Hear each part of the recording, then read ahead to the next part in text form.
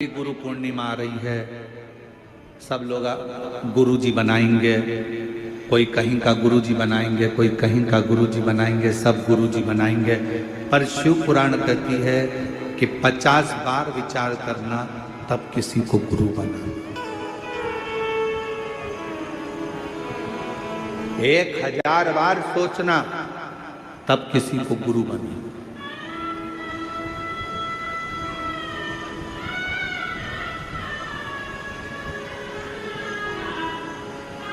एक माँ अपने बच्चे को जन्म देती है और दूसरा गुरु अपने शिष्य को जन्म देता है। माँ अपने बच्चे को जन्म देती है और उसको संस्कारों में पिरो देती है और उस बच्चे को बड़ा कर देती है। उसी तरह गुरु अपने संस्कारों से, अपने भजन से, अपने कीर्तन से, अपने मंत्र से अपने शिष्य को श्रेष्ठ बनाकर, माँ अपने बच्चे को संस्कारित बनाकर उसको अच्छी एजुकेशन दिलाकर अच्छी कंपनी में जॉब करा देती है, गवर्नमेंट जॉब करा देती है या व्यापार खुला देती है। और गुरु किसी कंपनी में जॉब नहीं कराता, गुरु उस परमात्मा से मिलाने का प्रयास करता है, अपने दिल को मजबूत करने का प्रयास करता है।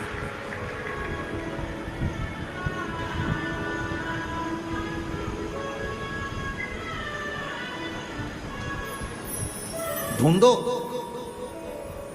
कभी ऐसा गुरु मत ढूंढना जिंदगी में जो दूसरों की बुराइयों में लगा हो। कभी ऐसा गुरु मत ढूंढना जिंदगी में जो दिन भर निंदा में लगा। कभी ऐसा गुरु जीवन में मत ढूंढना कि जो लोगों के लिए अपशब्द कहता हो। कभी ऐसा गुरु मत ढूंढना जो जिंदगी भर बस श्राप देता हो, बद्दुआ देता हो, अपशब्द कहता हो। जिसके मुख से कभी भगवान का नाम प्रबलता में नहीं निकला, जिसके मुख से कभी गौ माता के कल्याण की बात ना निकली हो, जिसके मुख से कभी राष्ट्र के कल्याण की बात ना निकली हो, जिसके मुख से संसार के उद्धार की बात ना निकली हो, जिसके मुख से कभी छोटी बेटियों को बचाने की बात ना निकली हो, ऐसा गुरु नहीं चाहिए। गुरु वो होना जो हमारा भी कल्याण करे, राष्ट्र का भी कल्याण करे और जगत का भी कल्याण करे, वो गुरु हो। और नहीं मिले तो 1 लोटा जल चढ़ाकर शंकर जी के शिवलिंग पर स्पर्श कर कर उसको अपना गुरु मानकर उसकी आराधना करें। वो भी नहीं मिले, अपने घर में अपना पति है, उस पति को ही उसके वचन का स्मरण कर कर उसी को परमेश्वर मानकर, उसी को गुरु मानकर उसी की आज्ञा का स्मरण करना प्रारंभ कर दो। अपने घर में बुजुर्ग माता पिता है, अपने घर में बूढ़े सास ससुर हैं, उनको गुरु मानकर उनकी आज्ञा का सिरोधार्य कर कर, उन्हीं की सेवा कर कर, उनको गुरु मानकर अपने जीवन का कल्याण कर। अपने घर में कोई बुजुर्ग है, कोई बूढ़ा है, बुजुर्ग है, बहुत ज्ञानी है, वो उसने जिंदगी के थपेड़े बहुत खाए हैं, कोई ना मिले तो उसको गुरु बना लो। देवऋषि नारद का एक प्रसंग बड़ा सुंदर है। देवऋषि नारद जैसे ही भगवान विष्णु के दरवाजे पर पहुंचे तो भगवान विष्णु ने देखा देवऋषि नारद आए हैं, सिंहासन पर बैठ गए। देवऋषि नारद जब चले गए तो भगवान नारायण ने लक्ष्मी जी से कहा, जहां पर नारद बैठा था वहां गाय के गोबर से लीप दो, गाय का गोबर लाओ, लीपो। लक्ष्मी जी ने पूछा, देवऋषि नारद आकर बैठे थे कुर्सी के ऊपर, सिंहासन के ऊपर, और आप कह रहे हो कि उसको लीपो, उसको लीपो।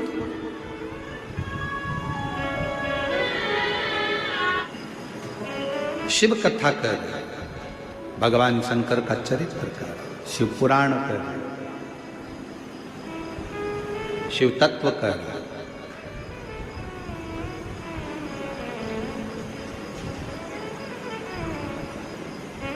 देवऋषि नारद जिस सिंहासन पर बैठे थे वहां गोबर से लिपा रहे हैं भगवान नारायण। लक्ष्मी जी ने पूछा क्यों? कहा ये नुगरा है, इसने गुरु मंत्र नहीं लिया। गुरु मनाया नहीं है इसने जिंदगी में।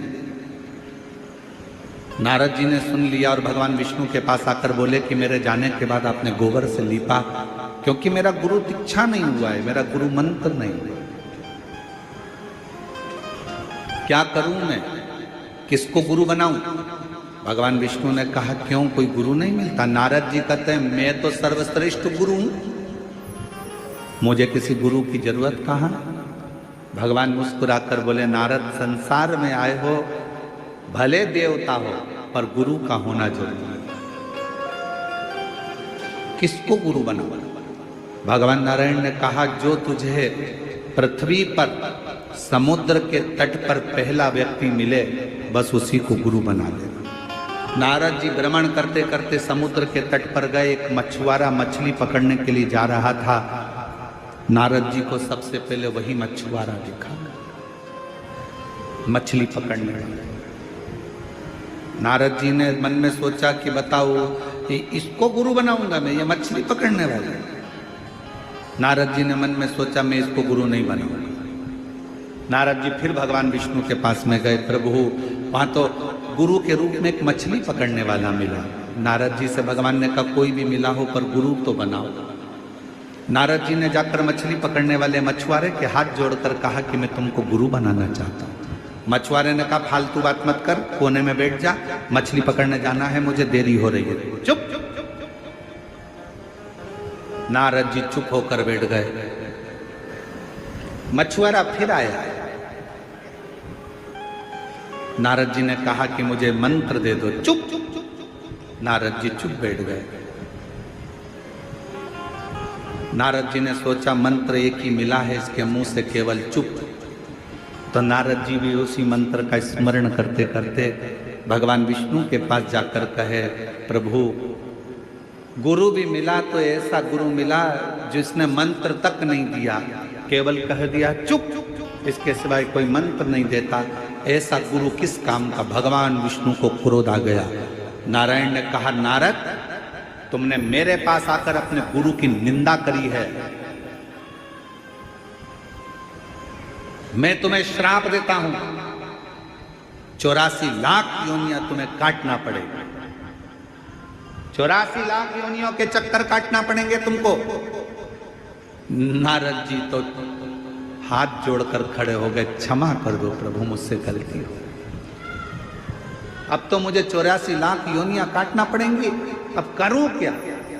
लक्ष्मी जी से पूछा आप बताओ। लक्ष्मी जी बोले मैं क्या बताऊं। फिर पहुंचे ब्रह्मा जी से कि मुझे 84 लाख योनियां काटना है पृथ्वी पर, आप बताओ क्या करूं। ब्रह्मा जी कुछ नहीं बोले। तब शंकर जी के पास गए। नारद जी क्या बात है? नारद जी ने कहा 84 लाख योनियां काटना है, भगवान का श्राप लगा है। शंकर भगवान ने कहा अपने गुरु के पास जा, वो बता देगा कि 84 लाख योनि कब कटेगी। गुरुजी से जाकर कहा, मछली पकड़ने जा रहा था मछुआरा, गुरुजी गुरुजी गुरुजी के पांव पकड़ लिए, अब तो छोड़ता नहीं नारद, कृपा करो। गुरुजी ने पूछा क्या हो गया? मछुआरे ने पूछा मुझे श्राप लगा है, 84 लाख योनियों के चक्कर काटूंगा तब जाकर मैं पार उतरूंगा। इतने में गुरुजी ने कहा तुझे 84 लाख योनियों के चित्र मालूम है? कि हाँ मालूम है।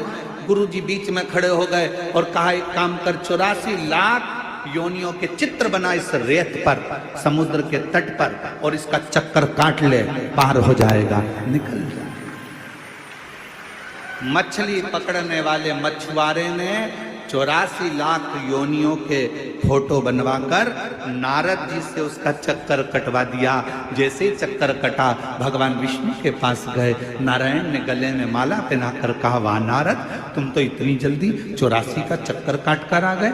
नारद जी ने कहा जिसका गुरु मेहरबान तो पट्ठा पहलवान। महाराज साधारण बात नहीं है, मेरा गुरु मुझ पर मेहरबान हो गया। उसने कहा 84 योनियों के चक्कर बना, फोटो बना और चक्कर लगा, पार उतर जाएगा। भगवान विष्णु ने कहा बस गुरु होता ही ऐसा है, अपने शिष्य का एक क्षण में कैसे भी कल्याण कर देता है, पर करता जरूर है, वो गुरु है।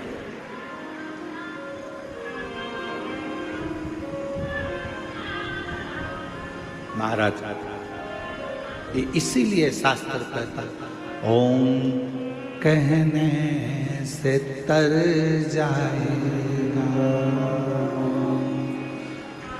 तेरा जीवन सवर जाएगा, ओम कहने से कर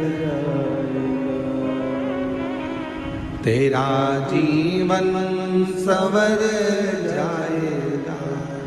आप अपने मुख से जो उच्चारण करते हैं, आप अपने मुख से जो स्मरण करते हैं, आप अपने मुख से जो नाम जाप करते हैं, वो नाम जाप एक ना एक दिन आपको आपकी मंजिल तक पहुंचा देगा।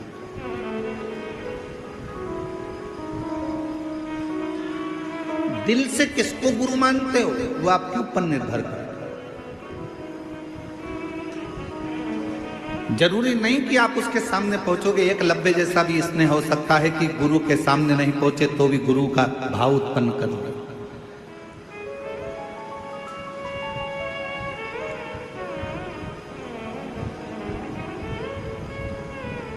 बस हृदय की पुकार, हृदय की। जरूरी नहीं कि कहीं आपको गुरु को ढूंढने जाना पड़े। जरूरी यह है कि अपना दिल कहाँ राजी होता है, कौन है जिसके शब्द हमारे हृदय में पहुंच जाएं और हमें भगवान से मिला दें। बस वो।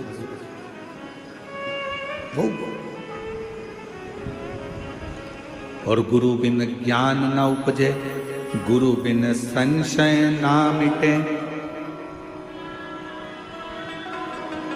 जीवन में संशय को मिटाने वाला भी अगर कोई गुरु हो, भले आपकी सास हो, आपके ससुर हो, पति हो, पत्नी हो, यहां तक शास्त्र कहता है, माता देवहूति ने तो अपने बेटे को गुरु बना लिया था, कपिल महाराज।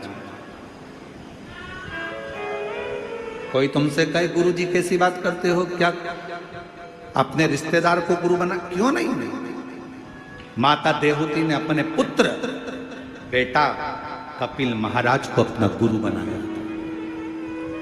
और कपिल महाराज ने अपनी मां को ज्ञान दिया था, मां बुढ़ापे में आंखों से अगर दिखना बंद हो जाए तो इन आंखों से ना देखते हुए भीतर की आंख से अंदर बैठे हुए परमात्मा को देखना चालू कर देगा।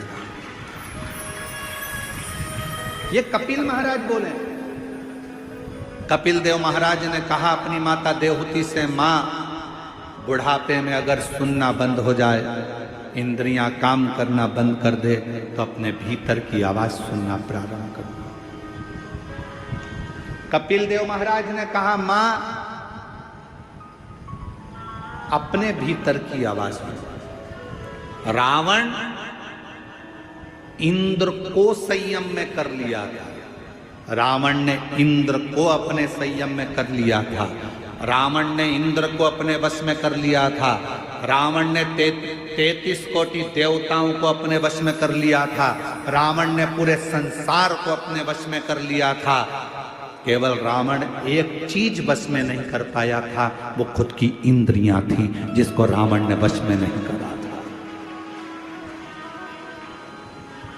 इंद्र को वश में करना सरल है, पर इंद्रियों को वश में करना कठिन है। ये इंद्रियां बड़ी विचित्र से सुंदर तरीका है। रावण भी उस तरीके को जान चुका था। रावण ने विचार कर लिया था, मैंने इंद्र को अपने कब्जे में कर लिया, मैंने इंद्र को अपने संयम में कर लिया, मैंने देवताओं को अपने अधीन कर लिया। रावण समझ चुका था, सबको मैंने अपने अधीन कर लिया, पर मेरी इंद्रियां मेरे अधीन नहीं हो रही है।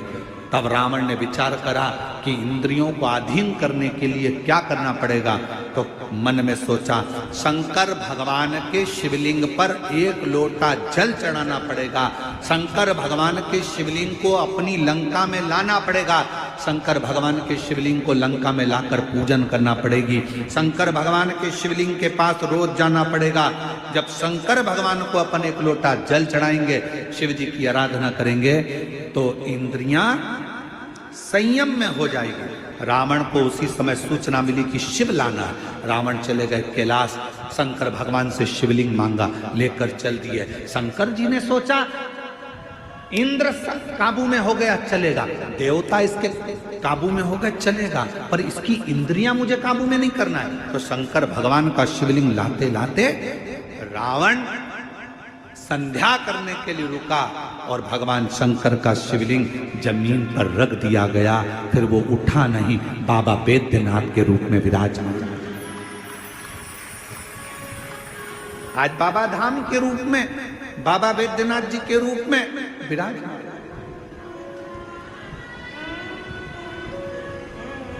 शिव जी नहीं चाहते थे कि ये इंद्रियां संयम में हो।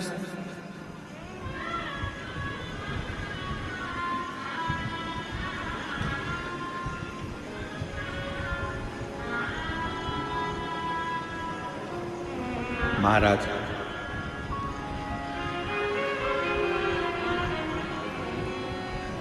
ये इंद्रियां संयम में हो, ये बहुत कठिन विषय है। आज के जमाने में, कली काल में, इंद्रियों को संयम में लाने के लिए सबसे सुंदर तरीका है एक लोटा जल सारी समस्या का। यह हमारी इंद्रियों को भी संयम में,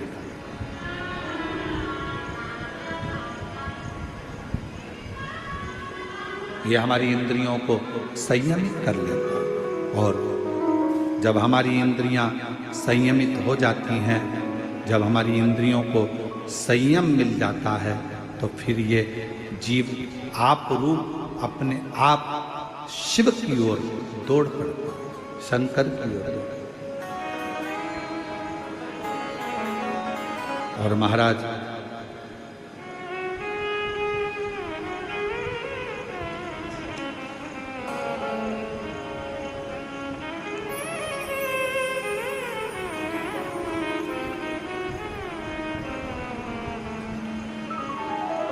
इन इंद्रियों का संयमित होना ये निश्चित करता है कि हम शिव के कितने करीब हैं।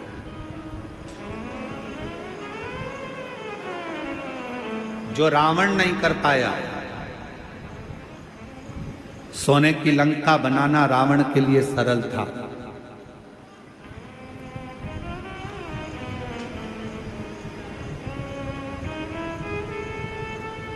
परिवार को बसाना रावण के लिए सरल था। कुटुंब कबीले में रहना रावण के लिए सरल था। मां जानकी का हरण करना रावण के लिए सरल था। सामने राम जी थे, उनसे युद्ध करना रावण के लिए सरल था। पर रावण के लिए सबसे कठिन काम एक था, शंकर भगवान के शिवलिंग की आराधना अपनी इंद्रियों को संयमित कर करना। कि रावण के लिए कठिन विषय। और मेरी जीजियों, मेरे जीजाओं, मेरी बेटियों, मेरे बेटाओं, मेरी माताओं, मेरे बुजुर्ग माता पिता तुल्य, मेरे भाई बंधु जितने भी यहाँ बैठे हैं, आपसे निवेदन करूंगा, आप अगर रोज शंकर जी के मंदिर में एक लोटा जल चढ़ाने जा रहे हो, समझ लेना कि आपने रावण को तो एक कोने में रख दिया, आपने अपनी इंद्रियों को शिव में लगाकर रखा है, शंकर की आराधना। आप लंकापति रावण को एक और रख दिए। प्रतिदिन शिवालय में जाना, प्रतिदिन शंकर की आराधना करना, प्रतिदिन शंकर पर एक लोटा जल, अपनी इंद्रियों को वश में। घर के लोग कह रहे हैं, अरे आज तो तुम्हारे पास में आज टाइम नहीं है, मत जाना, आज मंदिर मत जाना, मंदिर मत जाना। फिर भी लोटा भर के जल भरी, इतनी देर में सारा घर का काम हो, उतनी देर में बाजू में पहुंच गई, जल चढ़ा के वापिस आ गई। मैं तो आ गई, मंदिर से होके आ गई। मन शिव की ओर आसक्त कर।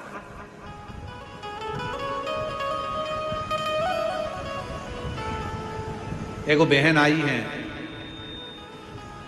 शायद रायपुर से हैं, वो जीजी कल बोल रही थी, मिल दर्शन के लिए आई थी जब, कि गुरुजी ये बोलो, ये बताओ कि आप कथा में कह रहे थे कि भगवान शंकर के लिए समय मत बांधना, सुबह 9 बजे बांधोगे तो अर्चन डाल देगा, 10 बजे बांधोगे तो अर्चन डाल देगा, 11 बजे डालोगे तो अर्चन डाल देगा। कल वो प्रश्न कर रही थी, शायद है कि गई पता नहीं, तो वो प्रश्न कर रही थी कल। तो मेरा उन बहन से निवेदन है, शंकर भगवान समय नहीं बांधने दे रहे हैं, इसलिए नहीं बांधने दे रहे हैं कि बाप से मिलने का कोई समय नहीं होता। तुम्हारा जब मन पड़ जाए तब अपने बाप से मिलने पहुंच, अपने पिता से।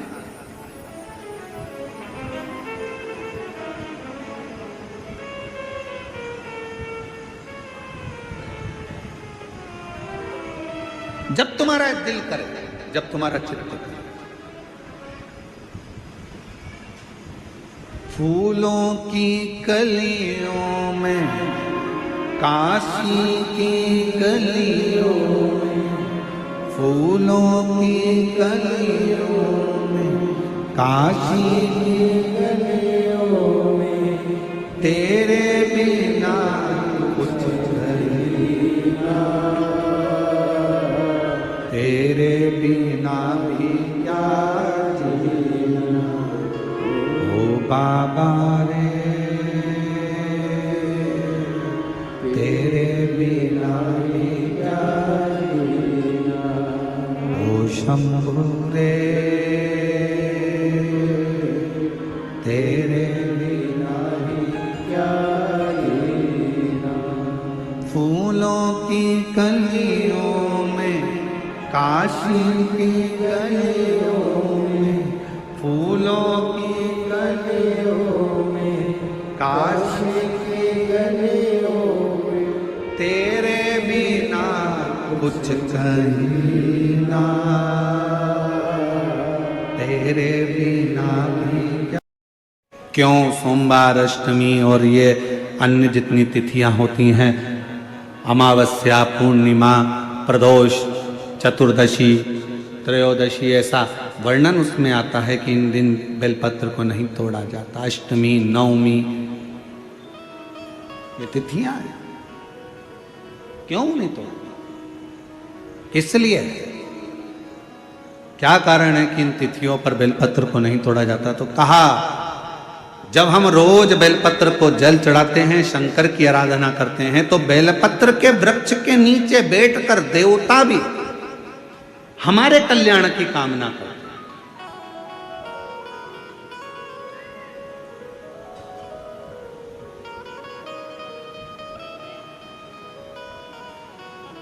कितनी बड़ी बात लिखी है। लिंग पुराण को उठाकर अगर आप पढ़ें